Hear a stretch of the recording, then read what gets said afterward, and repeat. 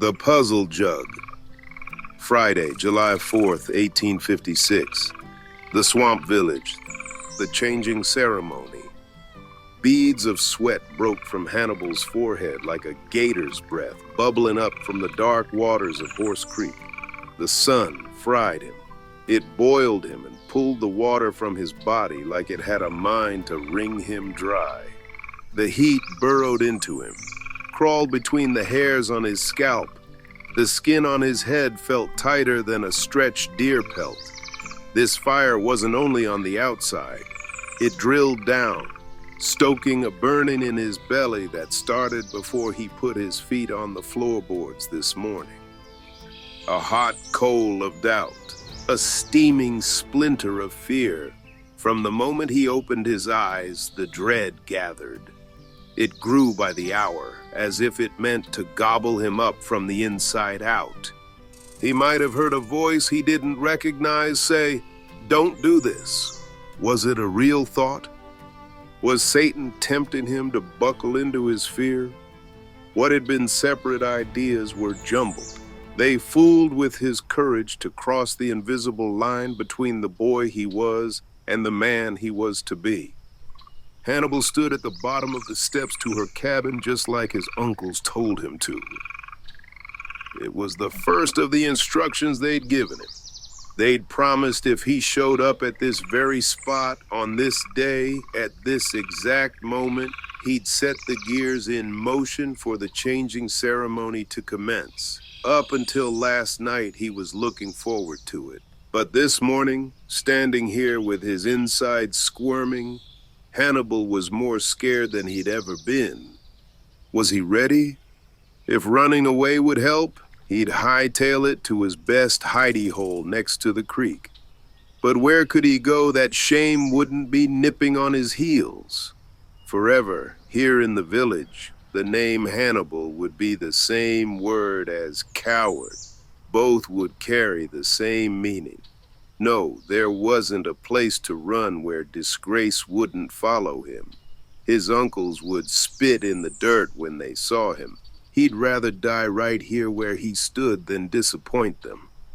As he heard the wooden door creak on its hinges, he wondered why the ground had disappeared beneath his feet.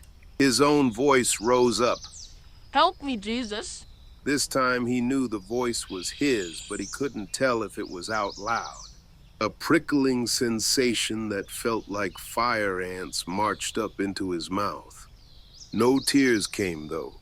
He was pleased with himself that the sound of the old woman's approach hadn't spooked him like it might have done only 10 minutes ago. He didn't holler like a baby. He wasn't a baby anymore. He wouldn't cry, not now. The door swung open all the way and Granny Venus stepped onto her porch. Some of the Swamp Plantation folks claimed she was over 100 years old.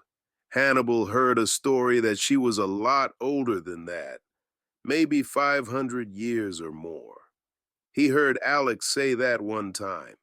Others said she was older than the Swamp Village, older than the ruins of the fort over by Sandbar Ferry. On any other day, she was his auntie, his granny, the lap he always found open to him. She was the one who made sure he had plenty to eat and eased his troubles. All except this one day. His uncles warned him that no talk of the changing ceremony was allowed outside their cabins. They made Hannibal swear to it. He couldn't keep a hold of the reason they said of why Granny Venus being so old mattered. His uncles told him it meant something big to the changing ceremony, but he couldn't recollect the reason. There was no telling, just no telling. The only thing he could figure is that she'd been around here longer than anyone else, longer than anyone's great-grandmother, longer than the oldest Buckra in Beach Island and Augusta. His uncles said the secrets she knew were what made the changing ceremony take hold. Hannibal couldn't tease apart all the stories they'd filled his head with over the past 3 months. He decided to stop trying and let everything drift into the dust behind him.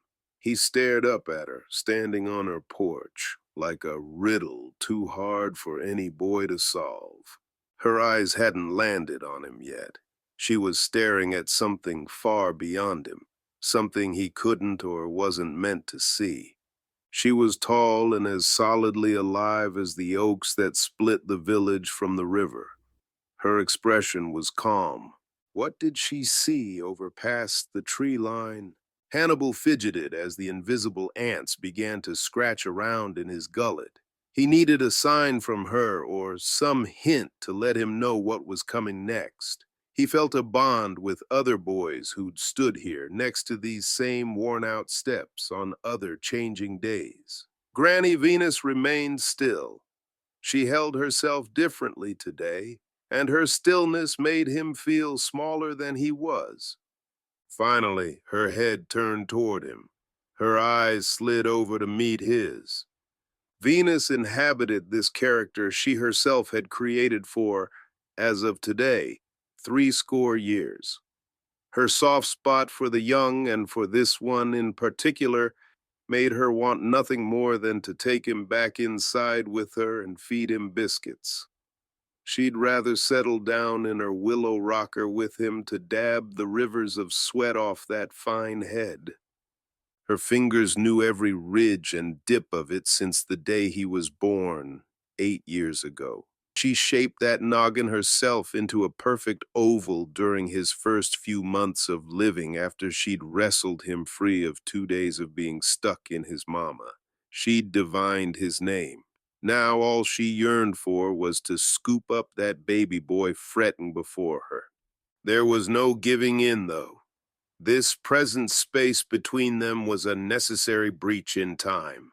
She was bound to deliver a man into this village as surely as she'd once delivered the babe. A low moan of acceptance escaped her lips as she gave into the moment. And Granny Venus officially commenced the changing ceremony. Curling her lips up under her nose, she narrowed her eyes as she focused her gaze on Hannibal. Taking a long step toward him, she slowly raised her hands together for a quick prayer. She asked that the seed of bone-deep liberty she was about to plant in this child would take root. Then she lowered them and pointed one long finger at the boy. Hannibal winced. "What you doing bothering old Granny Venus, child?" She barked sharply at him. "I've got important business today." Moving her gaze back toward the river, she turned her head up and down its current, as if she was waiting on a steamboat. Out of the corner of her eye, she saw Hannibal recoil as if he'd been struck. The weight of the sight caught her right below her navel like a labor pain. The mother's heart in Venus had been and would forever be the chink in her armor. Every time, she could do nothing else but soften her tone a little, allow a wee bit of kindness to trickle back into her face. She'd built walls and moats around her tenderness, yet she still had cracks in her defenses. Wrinkles gathered up around her mouth and eyes like the folds of well-worn muslin. Some of them were from age. This morning, most of the lines were from the shadows of the ghosts of all the boys who had stood here before Hannibal. "I swan, my eyesight must finally be giving out." She tried to transmit a bit of courage toward the little figure frozen before her. "Seems I'm mistaken. I beg your pardon, sir. I see no child on my front steps." Hannibal's anguish was too great to receive her mercy. The words flew past him like another hot breeze.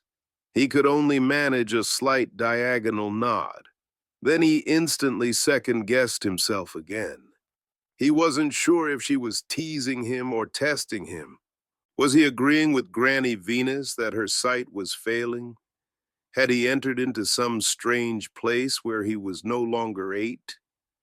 Whatever she said and whatever he was meant to say in return made him realize something important. The ceremony had commenced without him noticing there had been a definite start to it. The damnable fire ants pulsed in his chest in a unified shudder. How had his village, where he knew every rut in the path and every knothole on the posts, shifted into a place he'd never been before? Hannibal suspected he wouldn't survive much longer. No way of telling how many boys had expired right where he stood now. Who could have blamed them? Not him. Something like anger flared low in his back. It scuttled up his spine, making Hannibal realize that his uncles had hoodwinked him on purpose. They'd made their stories about their wild adventures sound like fun. They never warned him to prepare himself for this moment when his innards were nearly slithering out of his skeleton. He might not have accepted the honor of being the runner for the Independence Day ceremony if he knew the truth. They did say a body had to choose it for themselves, and he was the fool who said yes. Inside the terror, he felt some sort of new version of himself growing. A strange creature was peeling off of him. Even though panic still buzzed around him, this other Hannibal was stronger, taller. He was relieved when it left through the crown of his head at the very point where a lit fuse should have blown. Hannibal was slightly encouraged that he might survive after all. The sting of the stiff pats of congratulations, slapped on his back by his uncles, now stung as much as when they'd been delivered last night. The outlines of their fingers were materializing into apparitions that shook hands with this other version of himself. Whatever was happening to him didn't make sense, but it did, somehow, seem fitting. Granny Venus descended the cabin steps slowly, each footfall heavy and deliberate. Hannibal kept his eyes on her, afraid to blink, afraid to miss any sign that might guide him. She moved like a bobcat or a fox. Her steps shook loose his resolve. He never took his eyes off of Granny Venus. The possibility he might miss a veiled sign from her kept him attentive to her gestures. The wood of the stairs uttered a raw, low groan as her foot fell upon each of them. It reverberated above the line of cabins and across the cotton fields. Then it traveled the snaking curve of Horse Creek and echoed back to him from the hollows next to the river. The voice of the trees summoned the new version of Hannibal to completely untether from the boy who arrived earlier. He struggled to keep his eyes on Granny Venus, but the power of the rumble drew him with a force he could neither name or resist. He wasn't sure which of the Hannibals followed the deep bellow of a 90-foot pine calling to the boards she walked upon. He imagined them bound up together underground as one being inside their mother pine cone. Gusts of air stirred her roughly woven skirt as it passed his face, fanning the sweat on his body, fluttering in front of his vision like thousands of brown and white sparrows. How could a woman move so that each silent footfall thundered, drumming out an invitation for all living things to convene? Granny Venus was somehow demanding their attention and requiring their presence at the ceremony. His breathing had halted in his throat. He might be dead already, and he could accept that. Granny Venus continued her descent, methodically pacing her steps until, at last, she stood at the center of the village between the two rows of cabins. Turning toward the breathless boy, she was both Venus and Granny. The body she presently inhabited was a vessel holding all the girls and women who'd passed through it. Their shared agony, joy, passion, loss, grief, and creation stitched them together like two swamp cranes' wings, lifting it into the sky. The old women and the maids took their proper places. Over the last 60 years, she'd fashioned all the village's ceremonies from the tales told to her in the African lilt of her own grandmother, Ozioma. Mr. Thomas Peters, who had traveled the whole world before his capture, and Ozioma had established the bedrock in her. Mr. Bartram and Preacher David filled in the rest. Venus allowed the first outline of a smile to pull her lips tight, and motioned with a hand for Hannibal to approach her. Come, Hannibal, General of the Dawn. It's time. His feet were rooted in the dirt as though the earth itself was holding him in place. The air around him buzzed. She only ever whispered in his ear this silent and secret part of the name she'd divined for him when he was born. Hearing her speak it aloud made him dizzy. Hannibal swallowed the fire ants again and took his first step toward her. His legs felt longer, as though they'd been silently growing without him feeling it. Each step seemed like he was learning to walk all over again. Did his newly sprouted man's legs need time to dry out like a chick's? He slid one foot out onto the dirt and pulled the other behind him, sorely wanting to stoop down to comfort the changeling approaching her. She half curtsied. I beg your pardon, sir. Have we met? She'd still have time to hold him later, after all this was done, when the initial awe wore off him a bit.